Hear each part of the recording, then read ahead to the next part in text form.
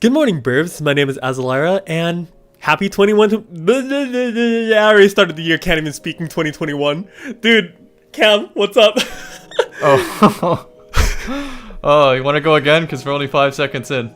No, I think we're good. 2021 right. is probably going to become a very, I think I represented 2021 in a really good way.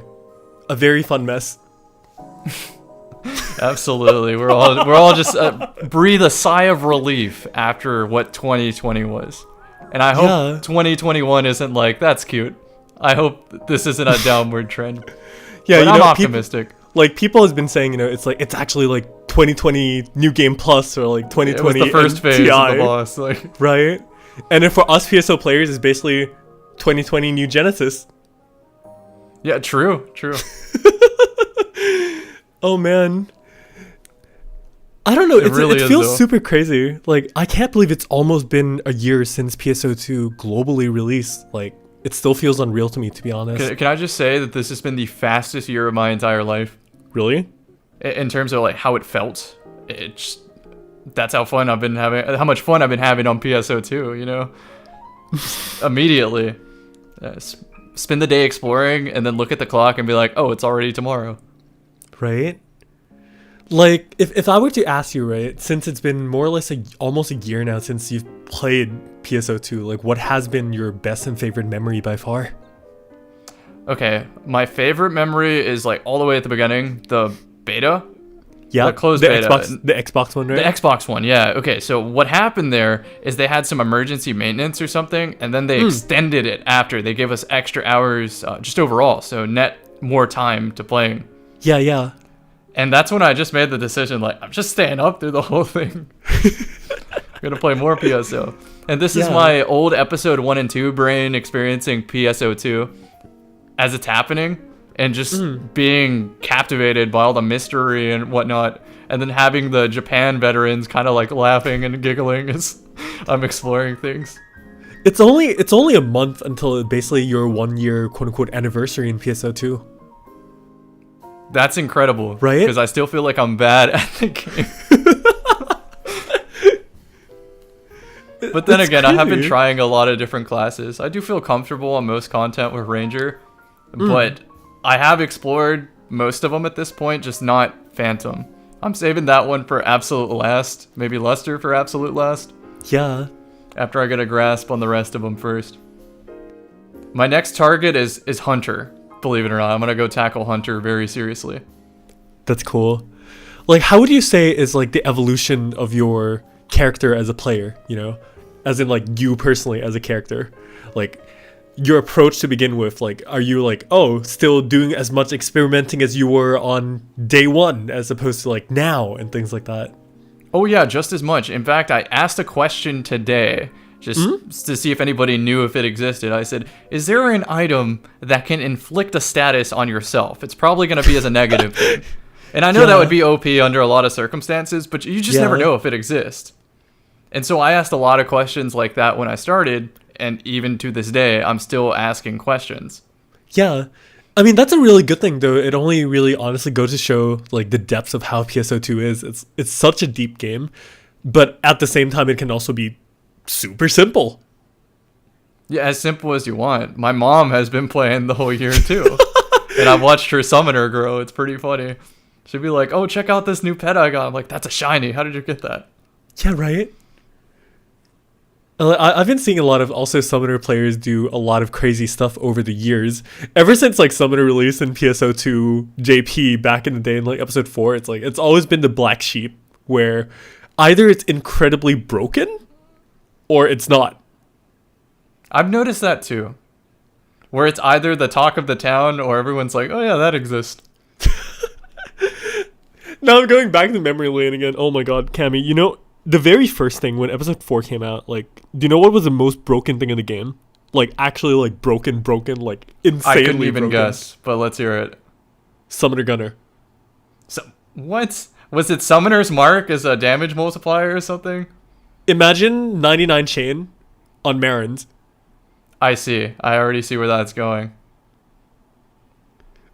this is before like all the Shane and stuff is nerfed, and before Zonverse was nerfed, and before everything. Let's just say you know Mother, right? Yeah. Like let's say you can kill her in like less than 30 seconds back in the day. With That's Summoner incredible. Because like one Marin explosion can do tens of millions of damage. That's one thing I didn't get learning PSO this last year.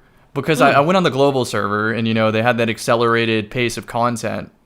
But it was always that the update that had all that stuff patched out. So I never got to experience like the busted version of anything until I got patched. Yeah. And then again, like people just keep building off the stupidest stuff. Luster was my one chance, right, on the JP server. When Luster came out, that was the one chance to have something busted, and it seemed like it came out pretty balanced. Yeah, right? It came out very, very fun. Like, everything was so polished. And sure, like, after that, there was, like, one or two small buffs to, like, Zondi and just, like, a small quality of life things here and there. But that's about it, really. Like, there wasn't anything jarring. From what I recall, Hero had an era of being very strong. Oh, yeah. That was, like, the one of, if not the only times of the entirety of my career playing PSO2 that I didn't really want to play the game. Because it was literally either you played Hero or you didn't play the game. Because it was that busted. I completely understand that. It's a very scary time, honestly. Yeah. I like PSO just in general because there are so many answers to a problem. I like fighting the same boss with all the different classes. And I feel at times overpowered on all of them. And I think that's a good sign. Yeah, I mean, it's a PvE-based game, right? Where a lot of people are like, in the PvP games be like, yo, you should nerf this, you should nerf that. But in a PvE game, if something's overpowered, then you make everything as overpowered. Yeah, it's more like answering, how can we make this more fun? Yeah. And when I saw Luster for the first time, I feel like they got it. Nailed it. Yeah. I mean, it is director Yoshioka's literal, like, poster child. He's like, I'm a Gunslash main since episode 1. So it's like, look who's laughing now. For real. I also like that Luster is apparently a competent subclass as well. Right? And that just adds so much more dynamic to everything. Dude, imagine having to design a class for PSO2 though, but you have to like design everything for every class because you think about the possibilities of like the subclasses. Yeah, it compounds. For every one thing you add, it's like multiply it onto everything that already existed. It makes me so excited. I feel like New Genesis might be going that route too. That's so hard to balance, but I'm confident they can do it. Exactly. That makes me so excited for New Genesis. Because like seeing all this stuff and it's like, oh, you really think about it and it's like, they have basically more or less 8 years of compounding experience in working in the game design and game balancing and game everything. Like they have the formula. They just have to build upon it. But yeah, before we go into the nerding out of like, New Genesis and everything, I just want to have like a small talk, like what's been going on like since New Year, this is, at the time of this recording, this is January 2nd, basically. So it's been like a day since New Year. Do you have anything fun you did for like New Year's and Christmas and the holidays and the like? Yeah, I'll admit it on the podcast. So we might have drunk a little bit too much. And that was on New Year's, right? And so immediately after, New Year's in Florida hits midnight, one of my friends goes, yo, we should do the Destiny raid, the hardest raid, Last Wish. So yeah, we said, okay. And then every encounter we took a shot and oh dear. I started missing with my guns that are really easy to aim. And it got really difficult. I can do that raid with a blindfold on. I know it like the back of my hand at this point. But inebriated, not being able to land a shot, it was just a whole different animal. Anyway, it was a blast, really fun, and I streamed the tail end of it, and my viewers have all reported back to me on today's stream that it was just comedy gold, so I'm glad that it hit the right amount. Oh, dude, you just gave me an idea. We should have done, like, play a PSO2 boss on, like, your weakest class while drunk or something like that. Maybe we'll do that for 2022. Dude, that'll be a New Genesis though. It was really bad though at one point. There's a flag at the beginning of an encounter you can put down, and if everybody uses the use key on that flag, it refills all their ammo. Yeah. It's called a rally banner. And at one point I was like, hey, my banner rallies aren't free, and everyone's like, What? you said that wrong. I said ranner bellies or something like that. In the moment. Yeah. You know, I actually don't really know what it's like to really be drunk, because most of the time I'm a bit more like alcohol sensitive, right? I get like lightheaded really, really easily, even though like the amount of alcohol and stuff is really small. So I never really have like recall memories of being drunk, but I've heard a lot of stories. Would you believe me if I said it was the first time in the year? Really? Because it was, but also like within that year span. I mean, 2020, believable. Yeah, 2020, no one went out anyway. Yeah. I understand. Anyhow, we stayed safe, though, of course. Yeah, that's good. Responsible. How about you? Man, dude, I still feel so bad that we could have done that on PSO2 as well. That would have Pick been a holiday. Yeah, we'll do it. Did you do We'll do it anything for sometime. 2021? Personally, for me, it's more about just spending. Can't speak again. Oh God, I'm already off to a really, really good start this year, huh? Anyways, I was spending a lot of time, honestly, just spending a lot of time with like my friends and family and catching up to a lot of people that I haven't really got a chance to over the year, you know, because like we've been doing a lot of stuff. We've been messing around with like, you know, stuff online and like trying to see how we can really even just work ourselves and just live in 2020 in a good way, or meaningful way rather. That's great. Yeah, always like, what's the word? Recharge the batteries and have a fresh approach to the new year. Yeah. I mean, I don't know. It's always a weird thing to me where like I kind of think to myself, like, why do I always end up just trying to spend all the time with like my friends and family at like these holidays or something, when I can just spend time with them like any day of the year, but I just don't.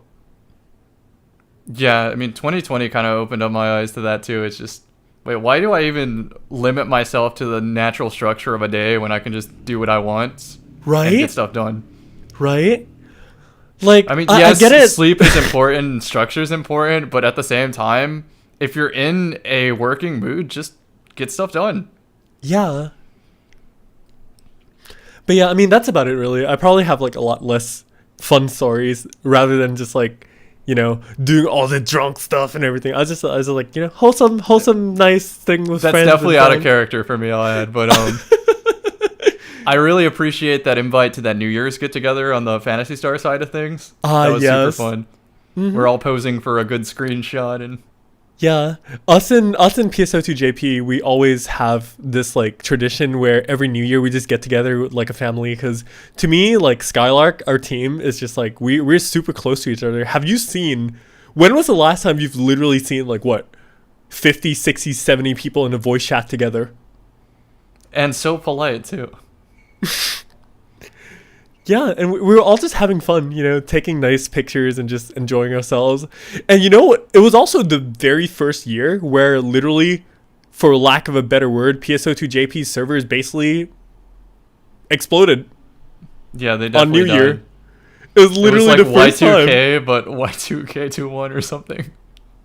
Yeah. It was like the server couldn't handle changing to 2021 because it was too insane. Right.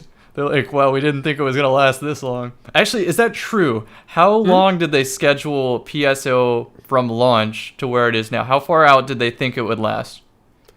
Initially PSO2 was supposed to be a 10-year venture. A 10-year, so maybe 2022 then. Yeah, but Okay, so that like wouldn't like have I been said, an issue. on a few years ago, they said that because due to the success and popularity and stuff, they're going to be extending that, which the quote unquote extending that comes into the form of, well, New Genesis. True. What a good segue. That was unintentional. Yeah, I know, right?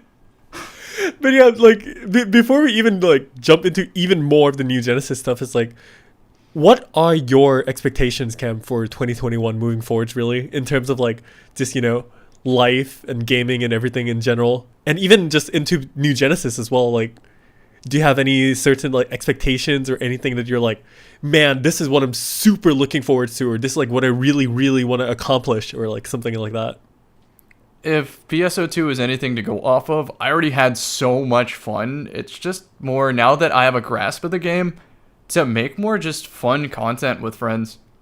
Just anytime we find something silly in the game, just hit record.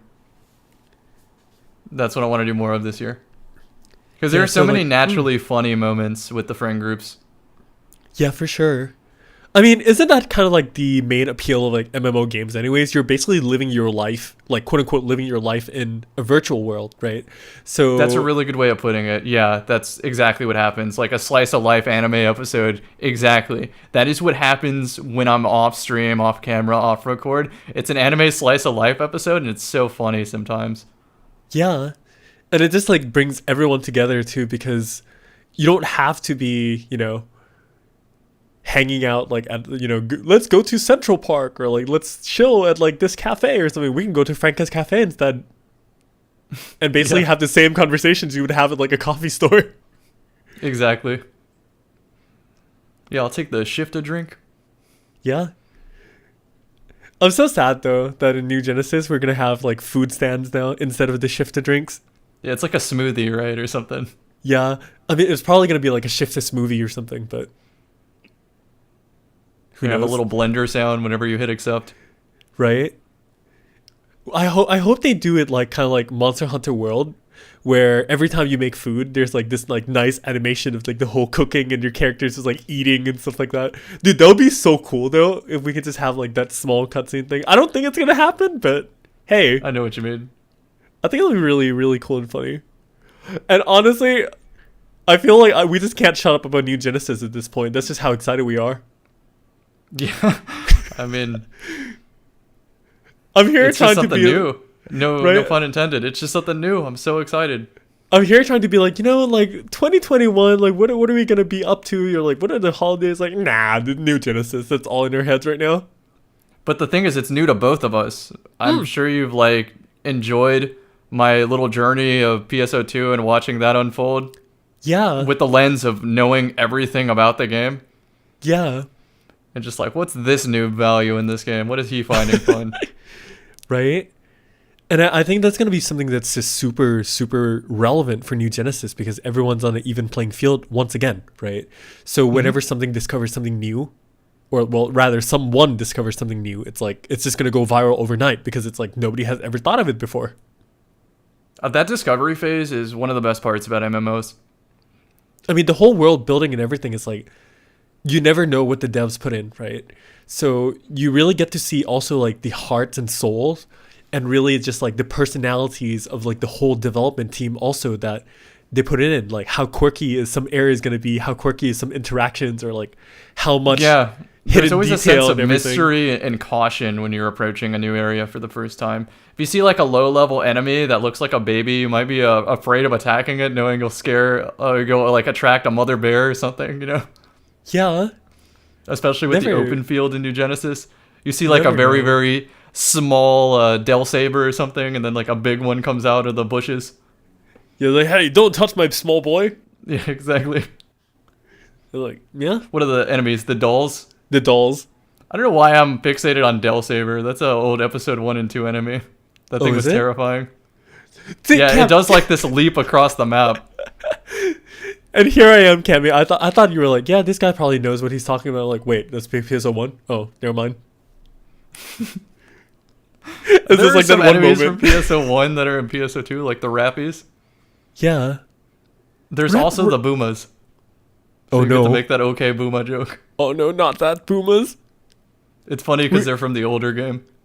Yeah. We haven't got to see Pumas in PSO2 though. I wouldn't be opposed. Hey, who knows? New Genesis can always bring a lot of things, right? But yeah, one of the really really cool things that we kind of like realized like moving forwards, right, in the terms of like developing or development of New Genesis rather, is like, they've actually been developing New Genesis since like in the middle of episode 4 back in 2016. That's crazy to know.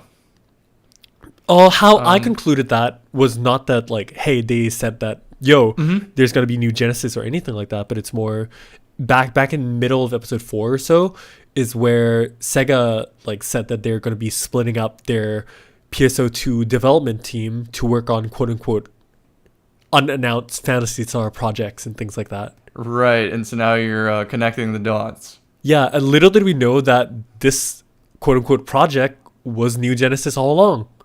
And which, you know, it actually makes sense when you think of like how episode 5 and episode 6 works, because it's basically all just like recycled content and things like that rather than making new content. Yeah, I mean, you also have to consider what the community was latching onto at the time and what they enjoyed. You're probably going to see a lot of that in New Genesis. Yeah. Exactly like I said just a little bit earlier, right? We have already the successful formula. Like they have 8 years of experience and information. They know exactly what the players like. They know exactly what the game needs to really just move forward and become, you know, something great. Yeah, for real. I'm hoping they don't water down the PSO2 aspects of it as much to try to attract a greater audience in a sense. Because sometimes games fail when that happens. For example, if like Halo tries to be more like Call of Duty and Call of Duty tries to be more like Halo, they're both kind of this just gray blob. Yeah. I think PSO2 has kind of been through the gamut of that kind of thing, and I shouldn't expect that with New Genesis. But in the back of my head, I'm just always hoping that isn't the case. I mean, really thinking back, PSO2 has really tried to go to a lot of directions, you know? Like, you know, episode 1, 2, 3 is like one uniform story and all, and then they tried to reach like a whole new type of audience with the episode 4 isekai, where, you know, the whole isekai genre is like super hyped and crazed up in Japan at the time. And they're like, you know what, we're gonna try our own take on it. And it didn't work because people played PSO2 for, well, you know, the sci-fi fantasy stuff. And then so after episode 4, they tried to like at the end try to link it a little bit back more to like the sci-fi stuff. And then episode 5, they tried something new again, where they went with the catchphrase of like fantasy meets fantasy. Yeah, that makes sense. Yeah, and so episode that's 5 like, was like medieval magical stuff, right? And yeah. I like that about Phantasy Star. Honestly, in my opinion, I feel like that was like a nod to like the classic non-sci-fi Phantasy Star, you know, like For sure. The old classics Phantasy Star, where it's like more fantasy medieval rather With than the setting sci-fi. of PSO, they can kind of weave any story they want. That's a lot of flexibility. Yeah. And then eventually they conform back to episode 6, where it's back to the sci-fi stuff with like space the armada, space drama, and yeah. Yeah. I think it's very interesting because like when you really think back about like, say, you would probably be able to answer this a lot better than I can, but like how was exactly the setting of like episode 1 and 2 at the very beginning? Like how sci-fi was it really just compared to like, say, episode like PSO2 rather? Well, you were on this like refugee ship exploring the planets and whatnot. I would say it's pretty sci-fi. The first forest boss was a dragon, and so you did get that kind of like medieval magic feeling when you fight that, I guess. But past that, you just keep going into the sci-fi after the caves. Yeah, the mine is robots, and then the ruins is like space magic. Yeah, I guess PSO2 That's a did term kind used of in like Destiny a lot. PSO2 really tried to like copy the PSO1 formula as well, because you start off with the forest again, and then you start with the volcano caves right after, and then you have the desert, aka the mines, right? Mm-hmm. And then they just added like the tundra, the tunnels, the floating continent, skyscape. Where it seemed like a just a big shift is when it went to the Daybreakers and Nightfallers. Yeah. It was a lot more like traditional-esque, where it's like, whoa, that's a huge shift, you know? Mm-hmm. It's like Space Japan. Yeah, that's it. That's Space Japan. But yeah, thinking back, you know, like I actually had this thing where some people was like poking me, be like, yo, RC, do you think it would be a cool idea to like fancy making something like a history of Phantasy Star Online 2 documentary leading up to New Genesis and things like that? That sounds like a fun idea. The problem is like video clips and stuff are so hard to find though for back in the day. Yeah, that old commercial was pretty funny. You know what I'm talking about. Yeah, The no, I know internet, exactly. The population of Phantasy Star Online is, Oh, and man. then it's like zooming out of a globe, the entire world. The entire world, yep. But yeah, no, like I don't know where I can find clips though of like the super old stuff, because Maybe like stick to PSO2 and like just a snapshot of PSO2 throughout the years. Talk about the era, what people used then, what people played like. Yeah, but even then on that, it would still be really hard to find a footage though. Because, again, it's super old back then. 2013, True. 2014, feel like, man, even I have like a very small like library of clips and stuff. I don't really We talked have about a it lot. once here, but like it was really cool to go back and experience the accelerated timeline. But the negative of that is we kind of had more powerful weapons than the content necessitated. And so there was an era where maybe red weapons were the most powerful, but we had Nemesis, for example. Yeah. And so I kind of wanted to experience the content with the red weapons so I can get more of a feel for the time. Yeah. And it's Just not like try- those video clips are flying around the internet or anything. Yeah, because So, yeah, the I can imagine it would be the hard. balancing of the game and stuff back then is like completely different. Because like the old balancing now is just forever gone. It's just something that you just can't go back to anymore. Yeah, that's kind of a depressing thought of Destiny, and I guess even PSO to that extent, is you can't exactly just go back to experience it as it was.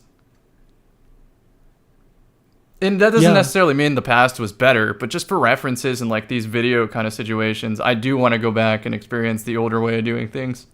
Right? And just talk about it as like a more history lesson kind of thing. It's always cool seeing how these games evolve over time, whether it's like quality of life or genuine new content. Or even just balance changes and just like the small, nudges to like the gameplay system and how the meta, just even the meta evolved over time, even though if like the game didn't change at all, right? Yeah, like, people just keep players not discovering only new learn things, new stuff, but they also get better at using the old stuff. right? Sometimes it does take many months to reach a skill ceiling. Yeah, it's always something very interesting to me because it's like I've been the one that's gone through all that, and I'm like, I feel like maybe it's just I'm just taking content a little bit for granted, like for now, like I'm just playing everything as it is, right? But then I never really realized how much I loved it until it was like changed completely, like how I played Force Braver back in the day. I thought that was just gonna be a thing forever, and then nowadays it's just basically extinct. So. Right. And Destiny's kind of going through something like that, where they brought out these new ice subclasses, and some of those ice subclasses do the job of these like fringe playstyles just so much better. And so that fringe playstyle is kind of put to rest forever. Yeah. Which So for makes, example, that one was like you had this trap smoke that poisons and stalls movement, but now there's ice ability, so you don't ever need to go back to the smoke. yeah, it'll be something to really honestly note and really think about when we come into New Genesis, because like the whole cycle of this thing is just going to start over again where, hey, completely new game, new everything. Like we're going to discover a whole new world together. We're going to discover a whole new meta together. The whole way the game is going to be played, the whole way the system's going to work, the whole class system, combinations, possibilities, farming, and just like, That's what I'm most excited about. That is some of the fun of an MMO, and especially the fun in PSO, yeah. is that discovery experimental phase. Of course, I also like honing the skill after we have it all routed out and whatnot, but yeah, it's definitely cool to see what everyone's doing, and I'm curious to see how both of the servers are going to progress, and if they're going to progress a little bit separately just based on player preference. For example, sure. if the global server has a bunch of rangers, that we might develop the ranger meta a little bit faster. Yeah. Compared to like the JPs where we might be playing a lot more of like these, say, for example, hunter classes or like the force classes or things of the sort. Never know. And then you know what? It's like if you look at the Japanese server and be like, yo man, like the best force player in the world right now is on JP, right? So you just look at that. Or like maybe you can say like some of the best ranger players in the game is just like in NA right now, and so you just look at that and things like that. There's also this kind of like tunnel vision you get when you're just used to the way a game operates, that we miss the obvious things. And since I came into this game blind, I always took like a hybrid approach. I wanted to play Ranger Tekker, Tekker Ranger, something like that. Make it like the old Romaro back in the day. And so maybe New Genesis is going to be moving to a hybrid system more than like our base Hunter, Force, and Ranger. It's going to be some combination of those three. Yeah, for sure. Because especially with how the multi-weapon system works in New Genesis now, and like, hey, you can just swap whatever weapon that you want to and just like do a lot of free things, right? And then the best part that really ties all of this like questions together, like how are they going to do that, how everything's going to work, it just strings everything together, is the fact that attack type is now uniform. So there's no more melee, there's no more range, there's no more technique. Everything is just quote unquote attack. So normally in a build, you have to distribute all your points into your main attack. So if you're force, you want the technique power, right? Yep. But if you had to split it because you also want a melee, you'd be getting essentially half of that, because you'd have to do half in melee, half in technique. In general, one now, you get more of it. And multiplier types too, because for example, like if we talk about things like say Force Ranger, right? If you really look at Ranger as a skill tree, sorry, it's like, oh, there's like the weak hit, this standing snipe, and things like that. It's like, dude, there's almost nothing in the game, in my opinion, that complements Force better than literally just Ranger, except that you can't run a Ranger subclass because all the Ranger multipliers are range multipliers that does not work for techniques. Makes sense. But in New Genesis, the attack type is literally just attack. So you're going to see some true hybrids, what it is, where you don't really have to have the negative aspect of just hitting a little less hard. Yeah. Like, we're going to definitely see a lot of, like, whack combinations, to be completely honest with you. Like, I'm sure that people in the closed beta that's coming up very, very soon, it's just going to sit there and just experiment, like, the endless, quite literal possibilities of every single class combination possible and just run the numbers. Yeah, that's going to be fun. I mean, you have your obvious ones like Gunner Fighter on paper and in practice just seems so solid and strong. And I'm thinking New Genesis is going to be the wild card. We're going to see something like Fighter Force in that order. Yeah. Going to be like use the knuckles to prime them up and then a finisher spell or something. Yeah. It'll be very interesting because, like, right now we don't know how any of the skill trees and anything works either. So we're going to see, like, how much they're going to limit stuff to, like, the main class, subclass, and, like, what is the extent of the quote-unquote multi-weapon system and things like that. Because that's the most exciting aspect to me out of everything I've heard of New Genesis. It's the multi-weapon system. Because we've seen a lot of things in PSO2 where you can literally just, like, make some seriously whack combinations. There's weapons with super unique potential, say like the spread needle, or like the Excrema with the third exploding bullet, or like those kind of things. Like, imagine that in the New Genesis system. It just makes me so excited thinking of all those combinations. For the viewers, reminder: how does the multi-weapon work in New Genesis? It would be a weapon has multiple PAs, and those PAs can be any weapon that you have equipped. So your rifle could potentially have 3 different end tracks from 3 rifles total. Yeah. It'd be very interesting to see, like, yo, man, builds in New Genesis, like, 2 years from now could be like, yo, man, you gotta set, like, Ranger with this palette. You need, like, 5 rifles for, like, this rifle for this PA. That this makes rifle me so excited. I mean, we're talking projectile aim here that has travel time.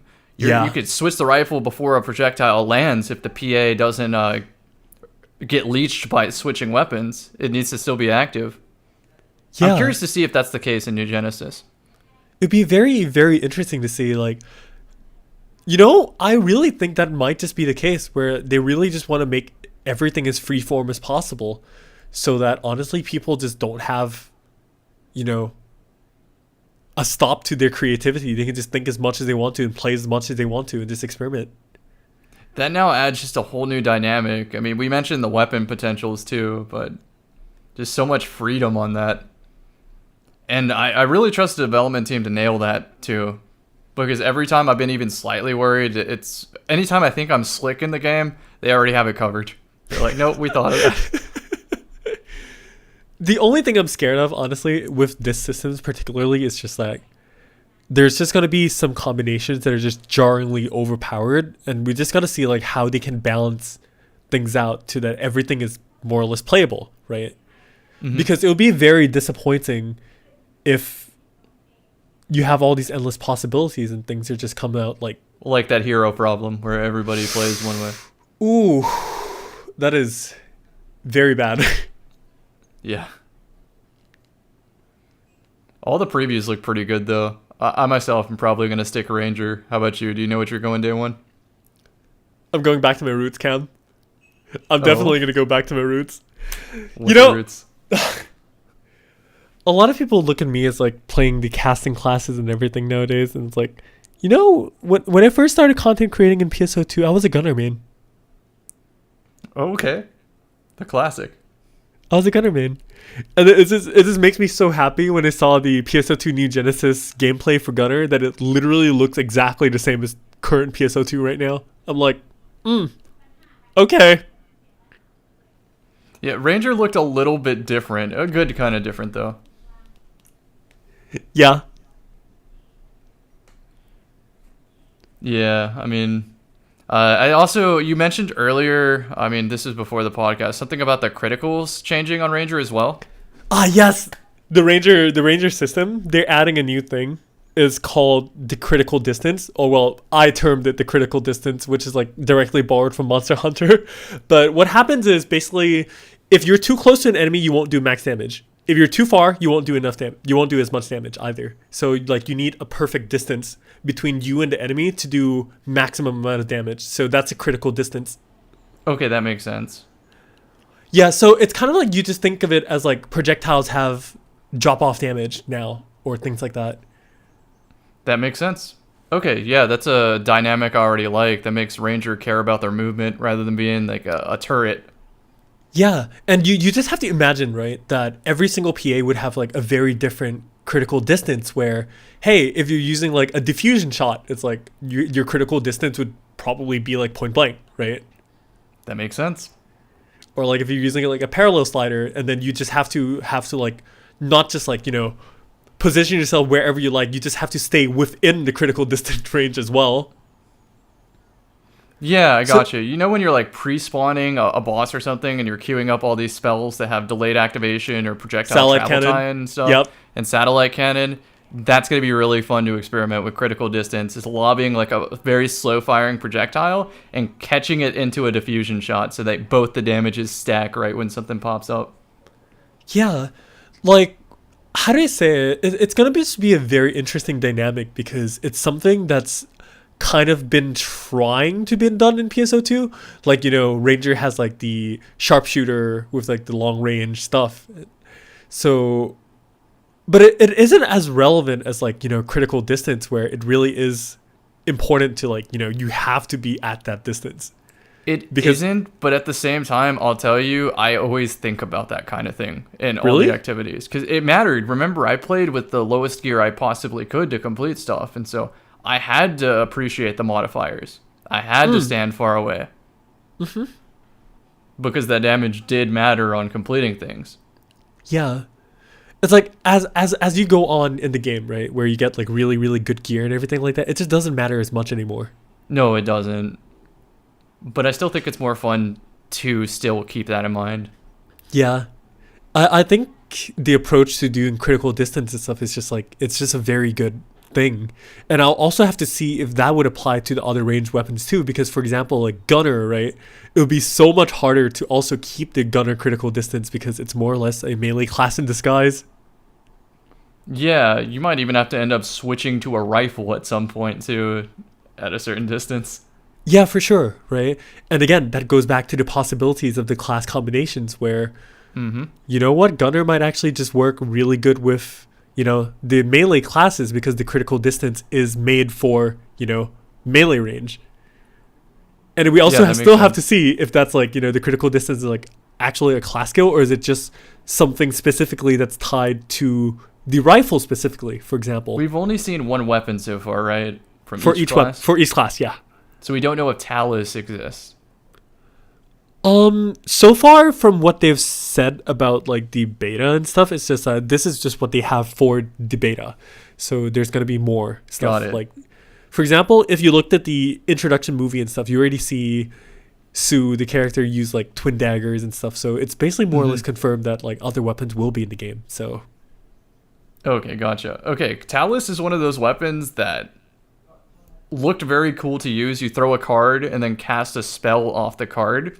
Yeah. And I was a little disappointed to hear they're not that good in practice. Yeah. But as I started grinding certain bosses and activities and spending some time with the Talus, it can do some pretty cool stuff. I'm hoping New Genesis kind of removes the limiter off those and lets you go crazy with Talus. Yeah. Because the range extension alone is already a very, very, very strong aspect of them. Yeah, or maybe they'll just like repurpose the entire Talus weapon like how they did with Hero, right? Where Talus just straight up turns to a card throwing weapon of sorts and not even just like a caster at all. Makes sense. You never know how they're going to develop all these weapons because we've already seen with the successors, right? Like they basically turned the rod into more or less a scythe, which is completely different than the normal rod gameplay. Or like they turned wand into like, whoa, from this melee smacking weapon into like a super Mahou Shoujo laser shooting like floaty gravity well thing, glitters all over the place. It's just like we've seen the possibilities that they can just repurpose anything and everything just to whatever they like them to be. Like even Gunslash itself compared to Luster is like night and day. And even saying night and day is like a completely understatement for that. Yeah, I mean, I'm already just thinking someone's going to have a really hot combo video within the first or second week. Gonna drop a ranger trap, knock a spell into the trap, just keep juggling an enemy. Yeah, or nailing like it the whole time with different attacks. CC with elements and just freezing the enemies on like a trap or something. Dude, Cam, your combo video dream can come true now. It already can in PSO2. I finally got a grasp on that. I spent an eternity on the Phaleg fight just trying to get a clear using every ranger PA. And after that, I really do feel I can go to like the ultimate forest and just like crank out some combos. Yeah. It's one of those things where also you just have to see also how New Genesis is going to shape up in terms of like the game difficulty as well, right? Because if you think of like that's true, the current PSO2 players, if we're just going to go into New Genesis and it's like a completely quote unquote new game, right? Where there's no content to like warrant any like skills that we already learned in the past, 8 years, or for any like players who have been playing for like the whole year. And then you come back to like, you have to only fight like normal enemies or something like that just dies. It's just like... Yeah, it wouldn't even necessitate a combo. You just kill him on the first shot or something. It's something where I feel like they have to nail the transition just right. Because yes, it's a new game, but it's a new game with already an existing large player base. Like, that's such a good point. I really liked episode 1 and 2 back in the old game. And that shift from very hard to ultimate mode. That's when the game started getting amazing. Yeah. In very hard, you didn't have to care about a lot of the mechanics in the game. As soon as you get to ultimate, everything is so lethal that if you're not using support spells, you're going to notice. Yeah, that's basically the same for PSO2 as well. Is like, you just effectively need an attacker, otherwise everyone's just going to get one shot. Yeah, that's when I liked it the most. Also, even like weapon, not potentials, but status effects even mattered. Like confusing enemies, freezing enemies, a little bit of CC. It was much simpler times back then, but it was still such a difficulty shift that it just made it fun. Yeah. Maybe a beta isn't the right place for that, but I do hope they get that shift right of having a difficulty that a new player is like, this is a cool world. But then as they invest in it, they need to hit that shift to saying, wait, there's a lot of fun stuff in this game that I wasn't even utilizing. Yeah. This is awesome. And then by doing that, also the veteran players are like, this is what I'm talking about, Mm-hmm. Like we already came out, we already came out through the fire and the flames, literally. All the trials and tribulations we did in classic PSO2. And then now we're into New Genesis and we just picked right back up where we started, Mm-hmm. That's the benefit of having such a established community with guides and stuff. Like, you just recently made a Phantom guide, correct? Yep.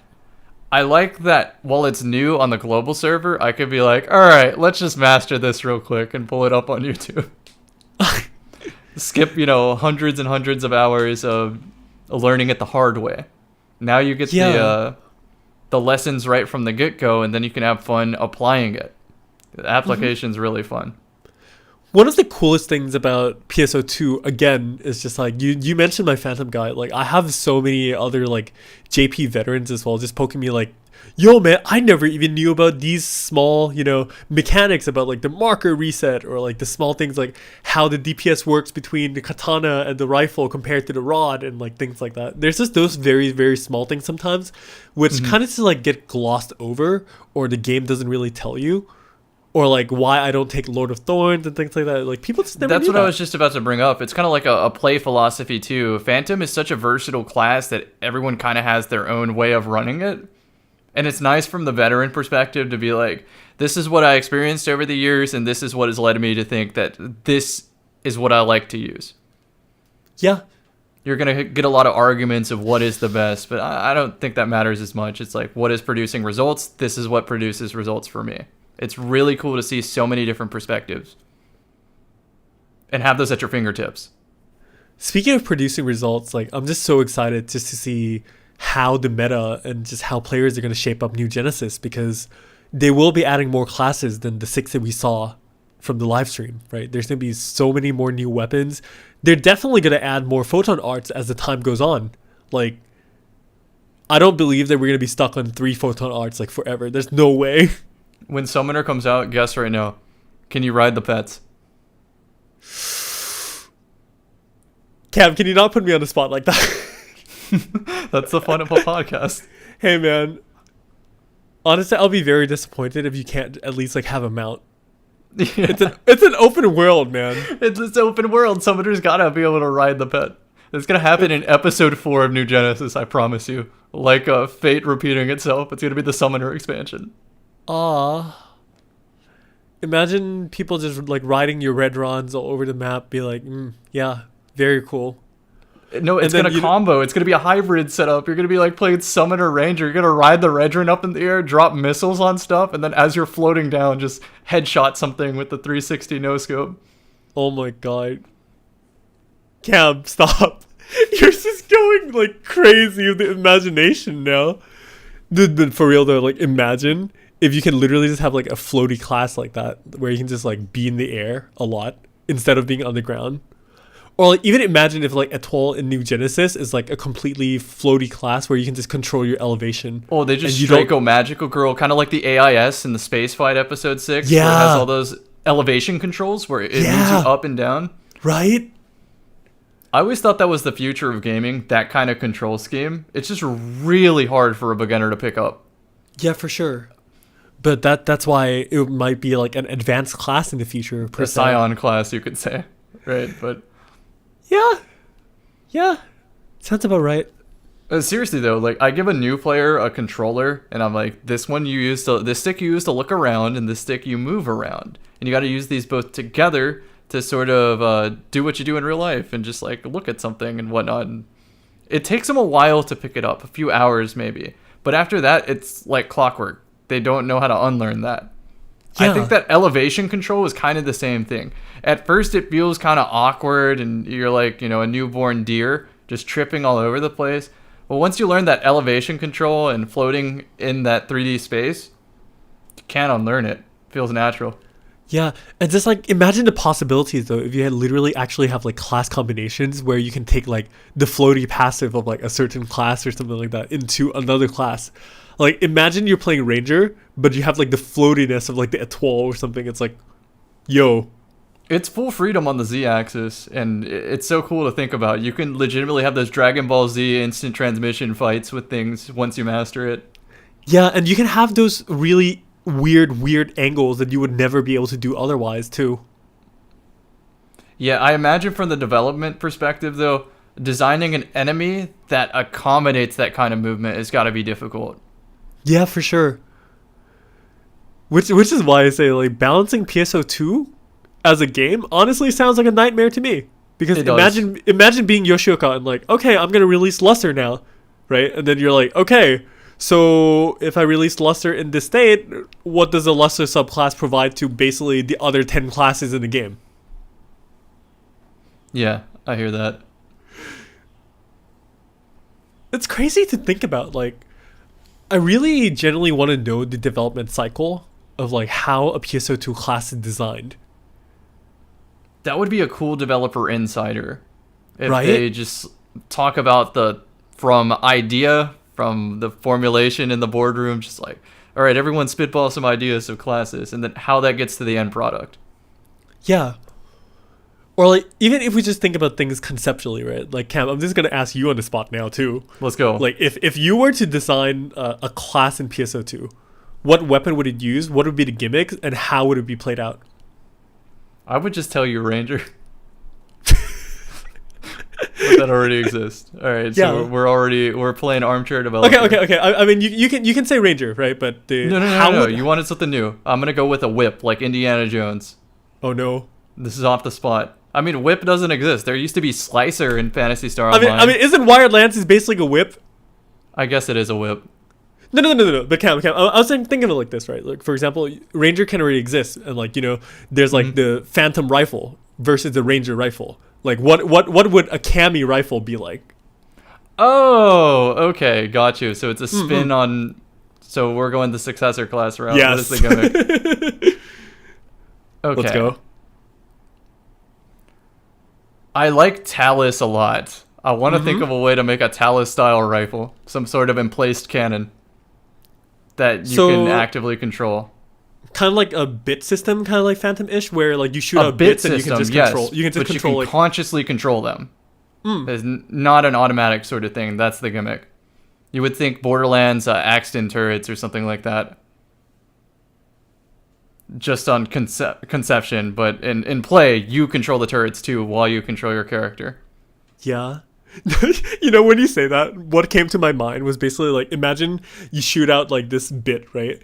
And then suddenly you like open up a monitor like the Call of Duty Shopper Gunner. Yes, that would be so sick. That would be probably a little too far-fetched though, but that would be pretty cool. I mean, hold up, that would kind of be a cool gimmick too. It'd be like controlling two characters at once. Like your turret starts becoming a little more sentient and grows legs and stuff. Oh no. Yeah, don't put my ideas in the game. Right? No, but I was just thinking like that though, because maybe there could be a class where it's like, yo, you have like this mode where, except like, say like Braver, the katana combat, right? Mm-hmm. Like, for example, think like if you press katana combat, you get into like an AIS for like 30 seconds or something instead. Right. And like your control scheme and everything like changes completely. That kind of thing? Yeah. Like that could be a possibility. That is. I'm kind of hung up on the Wired Lance now. It's like there hasn't been a Scion class designer on the Wired Lance. Nope. I could spitball with the whip idea. What are you gonna make? Like flaming whips and make yourself like a Ghost Rider? That sounds cool to me. Done. Oh no! Phantasy Star after all. It's gonna be Summoner Hunter, like riding the red run with the whip. With the whip on the. Yeah, I just want the sound effect. I really do. Oh no! I just want people to be queuing up for any sort of activity, and they're like, all right, we got a force in here, we got a fighter, good, we got a gunner fighter, excellent, our DPS is gonna be fine, and then you hear like the crack of a whip, and they're like, oh, not a Wired Lance user. Yeah. But yeah, one thing that just really makes me think now is just like, with so many possibilities in New Genesis, honestly, I really think that in terms of content creation, people are definitely going to become famous for things. Like, for example, like maybe later in the future where Cammy is like, this guy you have to go to for his unique playstyle of like, say, the Ranger Techer, right? Is like, you play Ranger Techer in a way that like riding whip cracker. Like, it's something nobody does, and then you just go for Cammy for this specific build. Yeah, that makes sense. Or something like that of the sort. Yeah, I see that. I've explained this as like, some people can have such personality in the way they approach a game that you can see a silhouette of their character and their playstyle. It could even be like a formless blob, and you'd be like, oh, that's RC playing Phantom. Yeah. I mean, that's basically the same thing in New Genesis. That's basically the same thing with you in Destiny too, with like your signature grenades and stuff. Yeah, the grenade launchers, exactly. You're like, oh, that's Cammy. It's gotta be the same thing in New Genesis though, where people have the specialization of a certain hybrid, and they sort of lay the foundation down and start getting new players invested in that playstyle. Right? Like, just thinking about all this stuff just makes me so excited now. Cam, I'm please. committed to the support ranger, though. I still want to push that one as far as it can go. Honestly, New Genesis is the best time to do that. Like, there's no better time for you to literally just, like, whip out a certain way to play the Ranger Techer, right? Yeah, I really want that to be the case. I want people to start the game, experience the game without a support player, right? And then when they see the person who brings all the support kit on one hybrid class, they're like, wow, why wasn't I playing with this dude always? Where has this been in my life? The weak bullets and the Shifta and Zonverse. I'm more very also excited just about like the things that people are just going to discover, especially with just like we discussed a little bit earlier, right, about the multi-weapon system. It's just like how whack our build's going to be like 2 years from now. I'm still getting hung up on PSO2 builds. Do you know how obsessed I am with a spell called Ilbarda?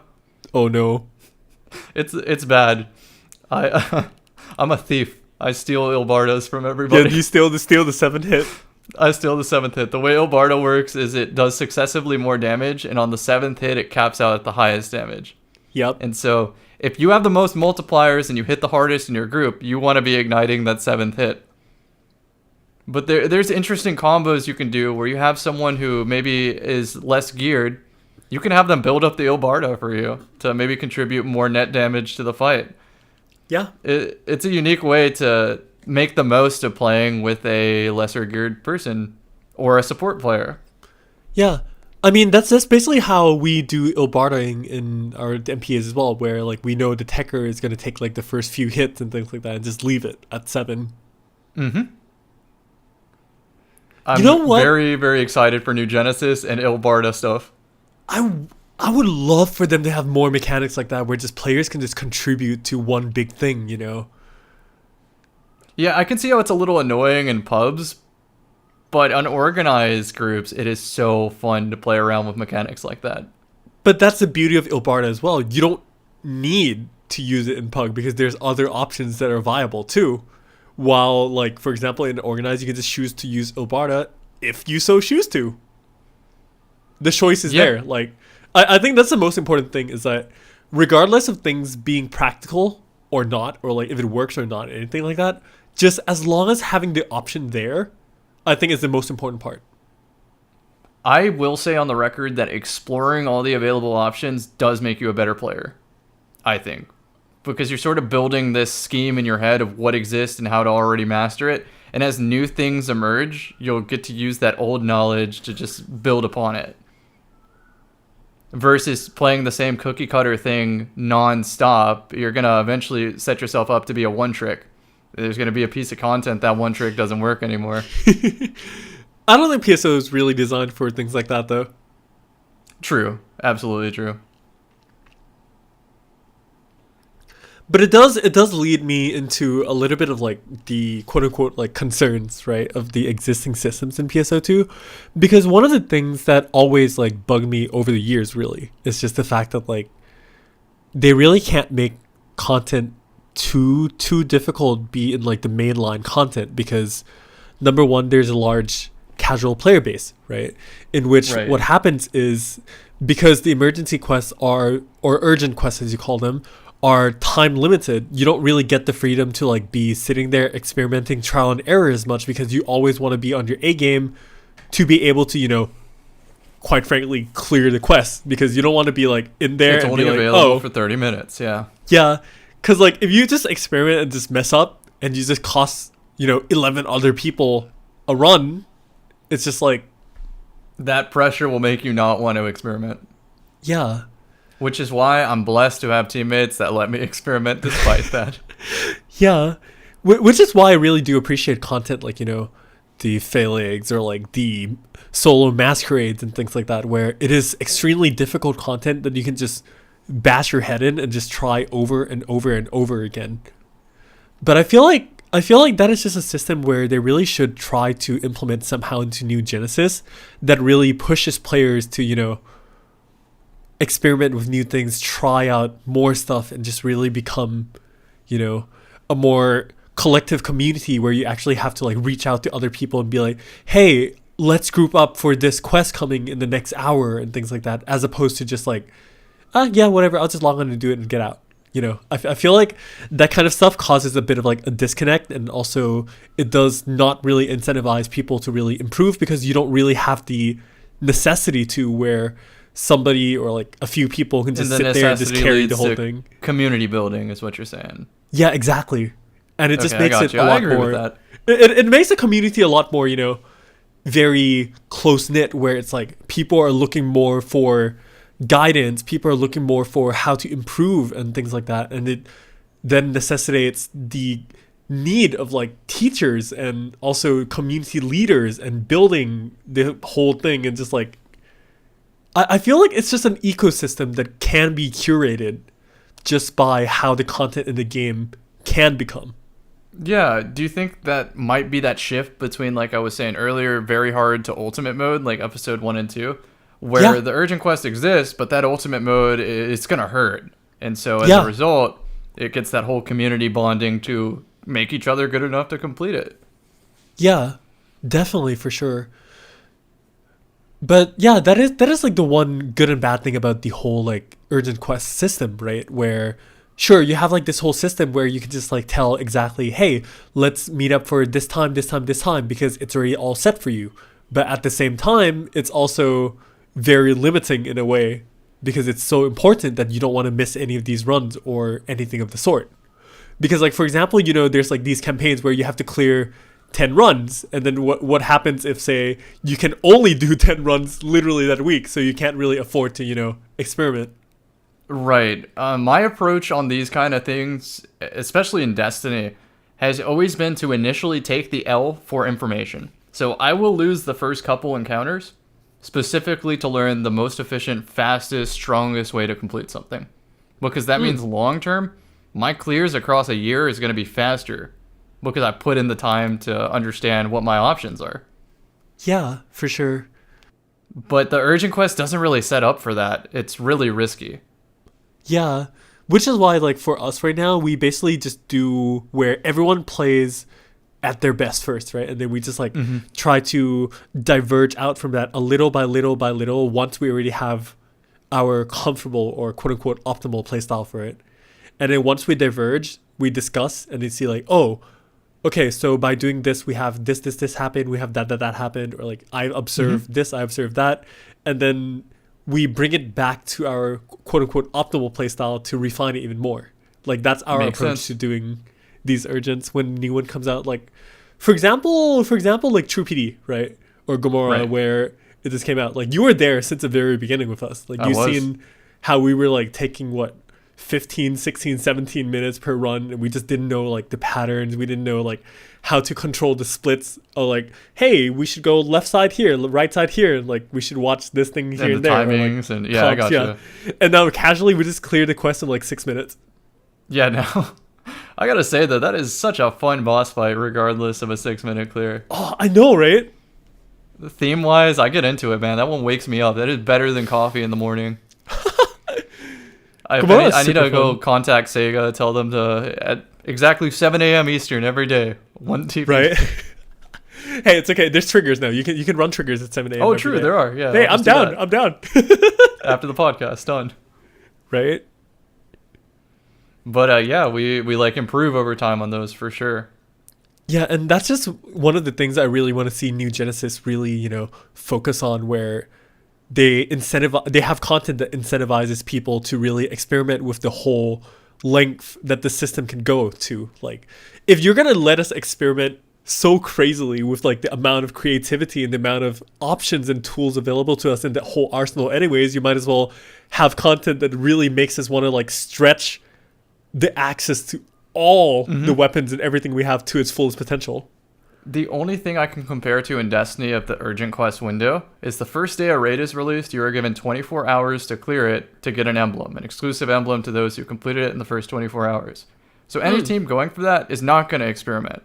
They're going to be using the bread and butter, consistent options, at least at first. And every time during those, you know, we have like 18-hour VODs of doing it on the first day. I'll say something really, really stupid, almost wild card strategy. And some aspect of that, if not the whole thing I just said, ends up being a meta strategy. And I say it like jokingly in those every single time. This last time, I said, hey, I wonder if you can shoot this taint off you with a ricochet round. There's a perk in Destiny called ricochet rounds. Bullets bounce off surfaces. And in this encounter, you get this taint that you got to get rid of in an airlock. But if you have this certain buff, you can shoot the taint off other people to extend the timer. And so I said, why not just shoot it off yourself? And they're like, no, we don't have time to experiment on that. We got to keep going for the clear. You know, we checked back on the raid a week later and people were like, yeah, just throw ricochet rounds on. You shoot the taint off yourself. And I was like, didn't I say that? They're like, yeah, you did, Cam. Yeah, I think it's a really hard thing to find a content balance though, because like I find one of the things in PSO2 to be like the most difficult like topic to really fix. Well, topic might not be the right word. What is it? The most difficult aspect to fix of the game. Oh, yeah.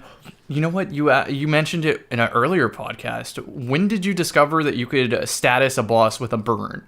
Like before that boss fight and then after discovering the burn. What was the difference? Oh, dude, it was night and day. Like, Execore turned into literally just like free targeting once we discovered like, oh, okay, when he goes onto his third phase, we just break the button and we burn. Done. And he stays down there for like 20 seconds. I'm like, oh, okay. That's happened to me before as well, where you sort of go into an encounter and it just seems like this monumental task. And then they're like, all you got to do is just burn it or something very obvious. And it's even worse where like 9 out of your 10 friends were like, oh yeah, we just burned it. And you're like, no, that was way harder than it had to be. I almost like the fight better when it's unintentionally hard like that though too. Yeah. But no. What I was referring to in terms of like the whole aspect thing that I was going to talk about was just the fact that like, you know, everyone always wants to run things at the highest difficulty possible because, you know, drops and like all the rewards and everything is just, that is the incentive to run it. Because like, for example, even if you're like a newer player and stuff, like what's your incentive to run super hard as opposed to running like extra hard? Clear time versus rewards. It's an economy answer, to be honest. But the thing is like when you think about it like that, right? The thing is like this, the reward drops in super hard just isn't as worth as like just biting the bullet a little bit and just going to the hard one and just praying for someone to carry you. You're right. That does make people incentive to go to the hardest mode. But even though if they're not ready for it. There's a certain player skill, even when they're not ready for it. There is a certain player skill where stepping down a difficulty and farming it faster is better than beating your head against the wall on the hardest difficulty for a slower clear. Yeah, but that's also the thing where the hardest difficulty in the game really just isn't, you know, lethal or like punishing at all because it can't be punishing due to the EQ system or the urgent quest system. Yeah, and like, then the incentive to go to it. I understand where you're going with that now. Yeah, like before, back in episode 4 at the end, you know Deus, right? Mm-hmm. Did you know that week 1 of Deus on release was like the hell for pugs? Because non-expert pugs had less than a 20% clear rate. That's crazy, okay. Because the thing is, like, Deus introduced, like, some really, really difficult mechanics for the quest. And then once you get to the final phase after he blows up the moon, right? It's a DPS check where you literally only have 5 minutes to kill the whole thing. Otherwise, your quest just fails. So it was, like, one of those first bosses where it was insanely punishing. Like, even, like, when we split our team MPAs, we had, like, 3-4 team MPAs, right? Even, like, our MPAs failed the DPS check on occasion. So you imagine the possibilities of like just the pugs just failing that entire thing, right? It's just like extremely high. Yeah. So people complained so much that they just literally could not clear the content. And so SEGA just had to hotfix it in like after a week. That makes sense. Because like if you really think about it in a way, right? In that approach, it should have been that people don't play on the hardest difficulty and play on like a lower difficulty, right? So how is there a culture shift to making it okay for people to play at the difficulty at their pace? Honestly, that is not something I think I can answer. Like I don't think so either, but just for like discussion's sake. I feel like there just has to be something where it's just like say, hey, maybe there's the difficulty of like, the hard difficulty where this is like the max rewards, and then there's like an extra hard where it is harder, but it just doesn't have more rewards. I think Destiny surprisingly nailed that problem in one of their most recent activities. It's called the Grandmaster Nightfall. It has different tiers where a lot of people are going to be more comfortable on the master difficulty because they get faster clear times. But there's a certain crazy kind of player that tips the economy towards the Grandmaster being the most efficient, but it's at a lot more effort. Yeah, but and it's the question really is fun to route those out. Yeah, but the question then remains, right? Where do you think that kind of approach is actually even appropriate for the PSO2 content players? I don't know. I do feel like everyone's incentivized to just go the hardest difficulty, so that's going to be hard to unlearn. It's just like a community standard. Yeah, because PSO2 is a very diverse game, right? There are players who play the fashion game. There are players who play the hardcore stuff. There are players who, just casual in and out, just like enjoying what's up and everything like that. Like, is it really possible to like uniform some of these things and create like, quote unquote cultural appropriation norms, to say, or norms, something like that? Yeah. Like, should the devs really try to push like, the culture or mindset of players in a certain way, or should they just leave it free as is, right? I kind of think it's both a give and take. It's not one or the other. It's whatever the community culture ends up being should lead a little bit of the design. But then the design should encourage a little bit of that culture developing in the first place. Yeah. Too much of one and too little of the other is just going to be a recipe for disaster, where the fans turn into like crybabies, making the game into trash because they don't really know what they want yet. But then at the same time, it could be a dev not really latching on to what the community likes and then just creating a failed product. Yeah, there are many cases of that, of course, and also in the past in PSO2 as well, where the devs just ended up listening to the players a little too much and things just didn't go as good. Yeah, there's also an identity problem with this kind of thing where there's so many different kind of players. Like, we might have a fashion-centric player and then a hardcore, I look at the frame data kind of action RPG player. How do you satisfy both of those in the same like 2-sentence comment thread? It's hard. Because the thing is like it's those two things that you mentioned it's just so jarring. They're so different from each other. I just happen to be one that's literally both. So you got the frame data on the screenshots, the sun angles, dude, the lighting. It works, man. It just works. But yeah, all this like we just discussed about, it's just like we're not. I'm not talking about this as in like New Genesis is gonna be like bad or like anything like that. It's more of just like these are just how I feel about the concerns that may be going into New Genesis, and you know what? The devs might just completely blow my mind. For sure. They might have already thought out everything. Because New Genesis is more or less a quote unquote soft reboot, right? So and everything is just up in the air. What I feel like this discussion is doing ultimately is priming us to take the right step forward as a community and community leaders and whatnot. Yeah. And also just helping also to just like set a certain amount of expectation to where, hey, this is going to be the reality of what happens, right? And then also it's just also fun to just see what's going to be happening. And we're just going to come back to this like a year later and be like, man, dude, RC 1 year ago, you're so dumb.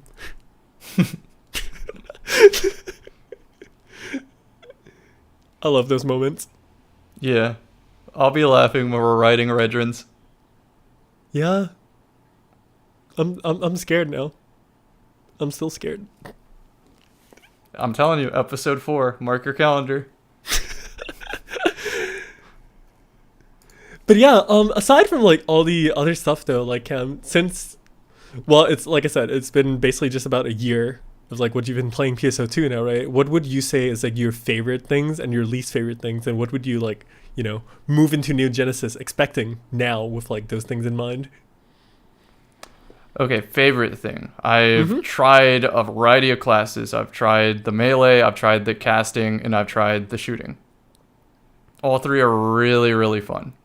individually about the same amount of fun to me. And the fact that I can now mix those together is, like I alluded to earlier, it is my favorite thing about the new Genesis reveal. It's being able to be like, I don't have to choose between those. I can just do all those now. Yeah, and it's a mix in its true hybrid sense too, not just like, you know, a whack combo. That's because that's how I initially approached the game. I approached it with a hybrid mind, and the game just said no at a certain point. You will not clear content if you use this. Yep. Maybe in New Genesis you will be able to clear content, or maybe thrive in content with a hybrid. That's exciting. That'll be so cool. So excited. So I hope that answers your question. What about like the least favorites though? The least favorite, okay. I don't like the limits of the Z aim. Sometimes it seems like it's trying to like pseudo target. Like it's trying to pseudo lock on based on where you aim. And it's not true aim off the crosshair. It's really tough to describe without a visual, but there are some times where I feel like I'm aiming center of forehead, and it'll be like, nah, you're aiming at the horns of a griffin. Oh, like you're talking about like the weak bullet placements and stuff, right? Correct, from Z-aim. I do feel like New Genesis has an opportunity to refine that even further. Assuming weak bullets even in the game, though. Whatever uses the Z-aim. I find that to be such a unique aspect of Phantasy Star Online. Yeah. And I just want them to perfect it even more as a result. I agree. That's what can get a FPS junkie like me invested into PSO this much. Then making it even better would make that even more easily a transition for other players. You'd be like, oh, Call of Duty's cool and all or whatever. Have you tried PSO? Dude, imagine Ranger and you can just go into first person mode. Yeah, and there's like a damage buff or something for doing that. Oh, God. Because obviously the advantage to playing in third person is a wider field of view. And you can physically see your character's position using cover and stuff and see around corners. And so maybe it's just even like a 1 to 10% boost of damage would already be enough for me. Like, nah, I'm doing it in first person. That'd be really, really funny. A VR PSO2 or PSO New Genesis in VR. Did you know that people actually did used to make a VR mod for PSO2? I have to try that. I don't know where to find it now. We have to ask Fly for that because I know Fly tried it out. I personally don't have a VR headset though, so I can't. That's walls like upside down and stuff during the normal attacks. You're already Cam, imagine playing stuff like the jet boots and you have all those PAs where you're just spinning. Oh, where you're spinning like a tornado. Oh, no. Or even playing Gunner. I would try it. Doing backflips. That's our next drunk time. stream. That's the one. It's gonna be playing PSO VR bouncer. No. Oh, Cam, why? Cam, why? Cam, no. That sounds like the best worst idea I've ever heard. They're like, I need a shifter. It's like, no, you don't. I'm not doing it. I'm just gonna kick them. I'm not doing a backflip. Yeah, because you have to do the strike gust where it does like, I don't know, 10 black flips. And then yeah, you have to do the jump kick backflip thing. Yeah, no, you're not getting shifter. We're just going to deal without it. Yeah. So now I'm just imagining, you know, after New Genesis and stuff like that, like 10 more years, maybe like PSO2 new Genesis where it's like full dive MMO. I don't know. Oh, that's thinking real out in the future, but let's humor it for a sec. Dude. The community has like a vote with your feet opportunity here to decide what PSO3 becomes. If more of the community latches on to open field New Genesis style, I think that's what we're getting in PSO3. Yeah. Just food for thought.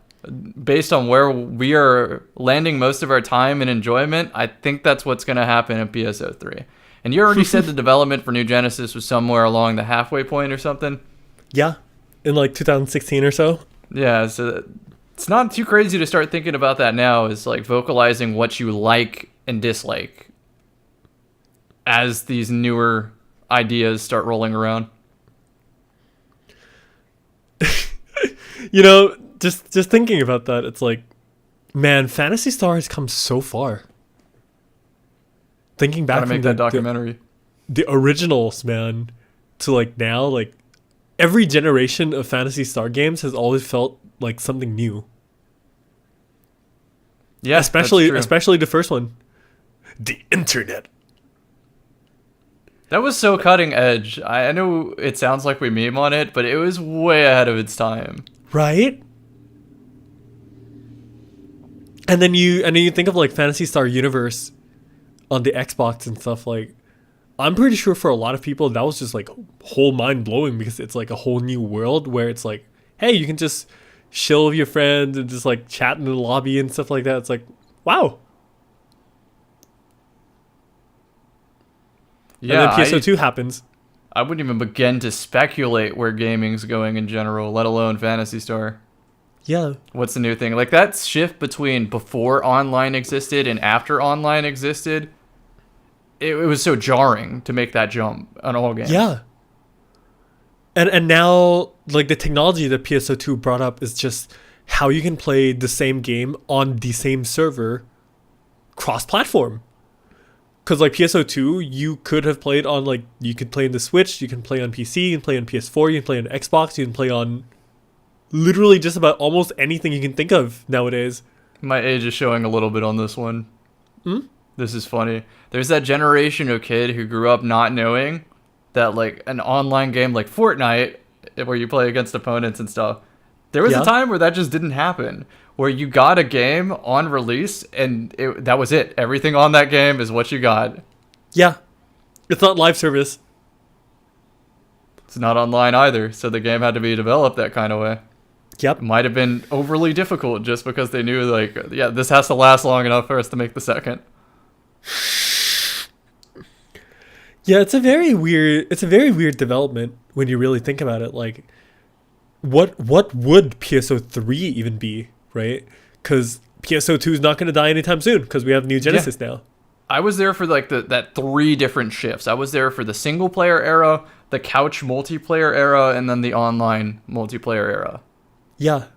The couch was the funniest. You had that one friend who chose Odd Job and GoldenEye, and that character is half the size of other characters. And so when you're like aiming around a corner, expecting him to pop up, you aim at head level, but like Odd Job's half the size, so you just get clapped. Quite literally, he'll walk up and just slap you. Yeah, isn't those era like literally the split screen era? Split screen era, yeah, man. Isn't that kind of cheating though when you play like 1v1 games like the shooters and stuff? Yeah, and you can look at the other person's screen. Yeah, a lot of people had these like elaborate setups that involve tape and cardboard and stuff to split the screen. Okay. I like the system link. A system link is when you have 2 different consoles connected by a cable, and by that you could have 2 separate TVs for 2 separate teams of 4. So you could system link, I think, up to 16 for LANs and whatnot. But it was really cool to consolidate 2 teams of 4 on 2 different TVs. That was like peak split screen gaming for me. See, when you said like the system link and stuff, what I thought of was the I think it was like the Game Boy, where you had like the cables. Oh, the link cables, yeah, so you could trade Pokemon. Yeah, I was not in that era. I did not have those experiences. The first time I really gamed was already when it was like the Nintendo Wii era, so it was already online. Gotcha. Yeah, so I'm curious, like, back to bring it back to PSO, is they hit that very crucial shift from couch multiplayer to now online is just this uncharted territory. Yeah. I don't know the answer, you don't know the answer, but I'm excited to see what is that next uncharted territory and how is PSO going to tackle it in like PSO3 and beyond. You know, when you say that you don't know the answer, I don't know the answer, I wanted to say that, you know what? I believe the PSO devs know the answer. Yeah, if anybody does, I believe in them. If anything, they probably already thought it through. Like, you know, instead of like, you know, once they develop New Genesis and everything, I'm pretty sure they already have like, you know, the, how do you say it, baseline or ideas of what they wanted to do for a PSO3 later on after New Genesis already. Like, I swear that's already the case. All right, I'm gonna spitball just once here on this topic. This is really hard to do because there's like an infinite amount of possibilities here. For sure. I think it's gonna be an advanced AI. Oh. And just designing like monster PvE enemies that always learn and adapt. You know how Masquerade kind of adapts to you in that fight in PSO? Yeah. I think it's going to be even more advanced AI than that. This is going to be like bordering on human levels of meta thinking. Now, see, Cam, when you say that, right? Do you know about DeepMind? Yes. Where they literally have this robot literally learn how to play StarCraft 2? Yeah. That's what I'm alluding to. That's what I think is the future of action RPG MMO. Yeah. Like those DeepMind AIs literally are actually beating real pro players. I think we're gonna have to band together as a community eventually to beat DeepMind PSO Dark Falls. Like, dude, imagine. Like, dude, this dude keeps gearing up every week. We thought we got him with electricity. He started using fucking electricity negate or something. Yeah, I mean, you say you're just like spitting out like but I don't think that's too far out of the possibilities. Like learning AI, dude. Yes. An urgent quest that, like, you see the little bar on our urgent quest go up the percent completions. As that gets up to 100, that's like its own isolated AI for that urgent quest window. And depending on who is participating in that urgent quest window, we might have created an actual monster by the time it hits 100, depending on who tried it. Oh, no, Cam. You know how bosses have like 2 fight phases, right? Mm-hmm. Like, the Dorios and Luther and stuff like that, where you fight Dorios until it's like 100%, 200%, 300%, and then you fight Luther. Imagine in like those phases where it goes up to 100%, it's like the AI is learning the patterns. The AI is learning, yeah, and it's going to require us to play 100% of the game, by the way. It's not like we could just use our lightning and ice techniques. We got to eventually throw fire in there too, because the AI at this point doesn't even know that it exists. It might not be optimal, but if it doesn't know it exists, that's the best option. Dude, that sounds like such a crazy concept for a game, but I can see it happening in PSO2. If anybody's going to do it, it's going to be PSO. This was a fun conversation. I'm glad I went down this rabbit hole just a little bit. Hey, I mean, I'm always down for that, but that probably also sets the stage for basically what is our expectations for New Genesis. Like, if you had to really just summarize like your expectations for New Genesis in like, say, one quick like paragraph. One sentence even. Combo freedom. Ooh. They're taking the limiter off the combos. That's what they're doing. Because my word would have been a literal endless possibilities that goes as far as your mind can take you. Yeah, that's it. I'm so excited. I'm so excited. But yeah, that sounds like a pretty good wrapping point actually, because we're also around reaching close to like the 1 hour 30 mark, which is really cool. Man, what a journey to the viewers on this one. We went all over the place. We went all over the place. But it's still all about just showing just exactly how we're excited about New Genesis and just the possibilities of how it could be. Like, I think it's something that is really, really cool. And hey, Nathan, if you're listening to this, wink, wink, nudge, nudge. Yeah. They did such a good job in 2020, looking back already, the community team. For sure. But that's something I want to say doesn't go unnoticed. Cramming 8 years of content into a year, dude. Into a hectic year. Yeah.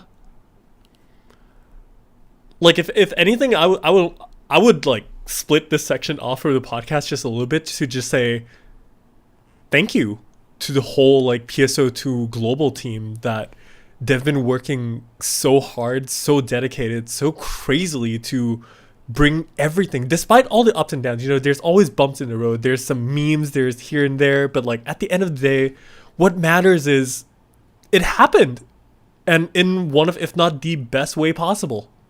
As a community, we do not see whatever problems they encounter behind the scenes. We really don't. Judging by 2020, I imagine there were so many problems. I couldn't even begin. So, yeah, it's appreciated. Thanks for making it look easy. That is so tough to do. Yeah, like I did get the chance to like talk a little bit here and there with them for about the behind the scenes stuff, how it's been difficult working behind the scenes, with all the, we can't come into the office to work, and like we had to set everyone remotely and just all this stuff, which, I mean, I'm not going to go into the details because it's not really my place to say, right? But trust me, it's a huge jarring process that we just don't see how difficult it really is. We really don't. But we can just appreciate, honestly. So if there's anything I really want to say, is I just want to give a huge shout out to Nathan, huge shout out to Fred, all the people in those team, like Nathan being the head of community and Fred being the head of marketing. Just amazing work, guys. Just, I can't wait to see what they can do in New Genesis and beyond. Like, if they can work like that in the 2020 year, 2021 is going to be awesome. Yep, that's my thoughts exactly. But I think I can do better than a thank you here. Their whole goal, right, is to, create a community and whatnot. They gave me the tools to, like, thrive in community making. I met so many new friends this year. I got my family invested in PSO2. Yeah. I get to see the same friendly faces around, like, the normal home blocks and stuff and have a rapport with them and whatnot. They, like... I like seeing how they build their characters over time and how their fashion sort of solidifies. And it really does feel like a home away from home on both servers, both global and Japan. I remember exactly on the Japan server, there's this one alliance that always stands near a certain area. And it's hilarious seeing how they create this little block party. And it motivates me to go acquire a new emote just to like a bank stand near them. Yeah, and the best part is with them, right? We call them the picnic boys. And like most of the time, we don't even need to communicate with each other because we see each other every day, right? It's nonverbal. They kind of see like me upgrading my drip over time, and they also appreciate it. They're like, look, he's not poor anymore. Yeah, and it's just like the picnic just gets bigger and bigger. But sometimes we collaborate on the picnic, and not a word was said to organize that. It's so cool. Yeah, like you have these like crazy stories and interactions, and I think that's honestly the beauty of MMO games, where you get to have these very interesting, meaningful interactions and storylines with people you would have never even met or known otherwise, right? And that is just what shapes the entire MMO.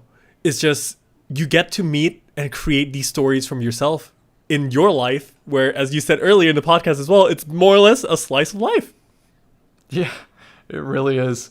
I'm already going to have that filler episode where I lose the Franco's Cafe coupon and run around the ship just to realize it was in my inventory the whole time.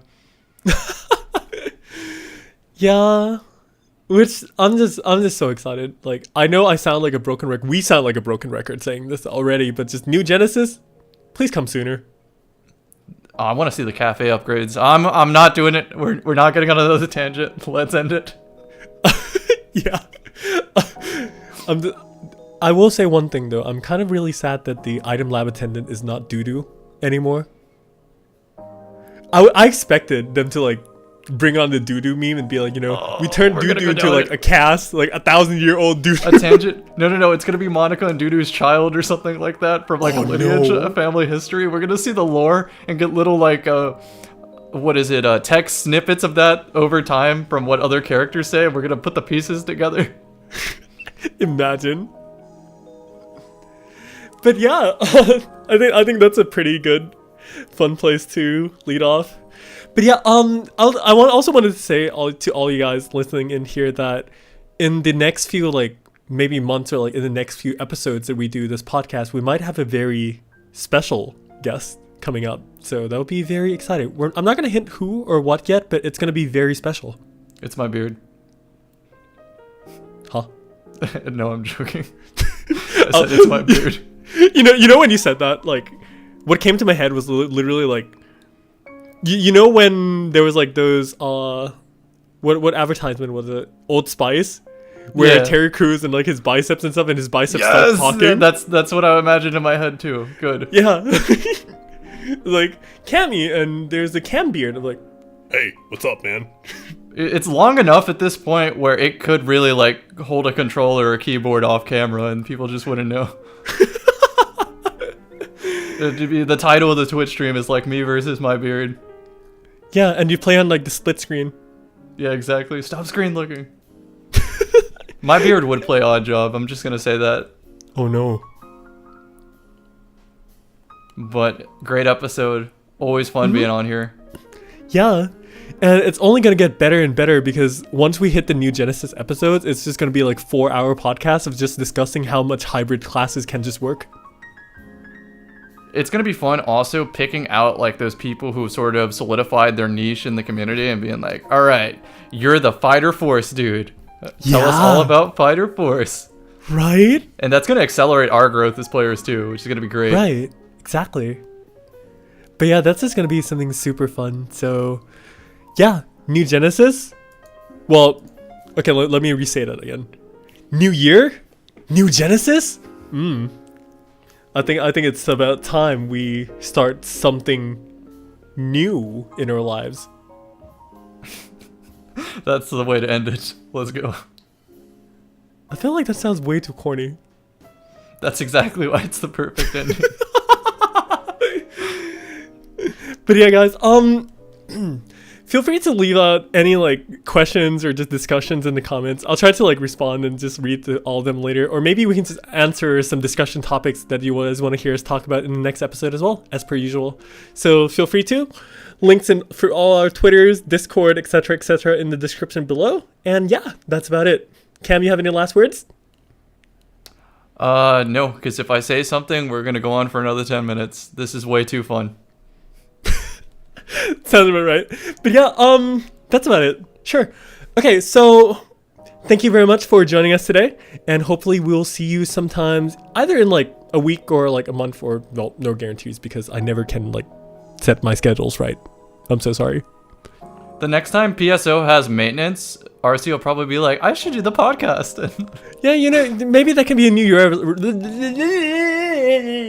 Year resolution. Every maintenance, like, look for a podcast window. Yeah, that sounds about right. Yeah, we'll just have to try to, like, consolidate our schedules here and there. Because, well, living across the world can be a little hard sometimes to schedule, but hey. Oh yeah, it's just 4:42 in Florida, you know? If it works, it works. Alright, everyone, 2021, take care of yourselves. Don't forget to smile as per usual, and we will see you sometimes very, very soon. Enjoy, everyone. See ya. Bye.